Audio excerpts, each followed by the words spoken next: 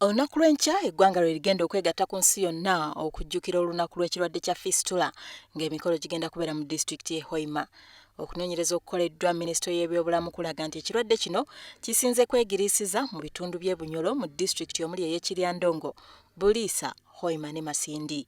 Abakyala emitwalo 2 bataanyizibwa ekirwadde kino nga kifa ku buzibu omukyala bw'aba afunye ng'azaala ekiviirako akawago okuyulika, omusulo ne gutandika okutonnya. Abakyala 1,900 be bakwatibwa ekirwadde kino buli mwaka. Nti tujjanjabira bwereere n'ekirwadde kya fistula. Naye okujjanjaba omuntu omu oba omukyala omu ng'alina kino ekirwadde kya fistula oba atonnya, gavumenti ekozesa miliyoni wakati wa 800,000 ne miliyoni 1,200,000 mu buli mukyala omu.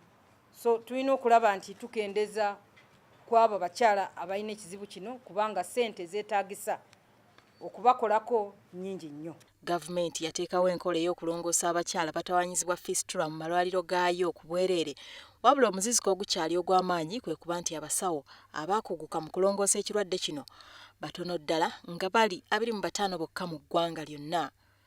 Tebamala kubanga tulina kumpi abakyala wakati w'14,000 ne 20,000 abalina ekirwadde kino.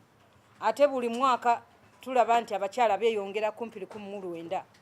Ate nga bakugu baffe bano basobola okukola ku abakyala 25,000 bokka mu buli mwaka.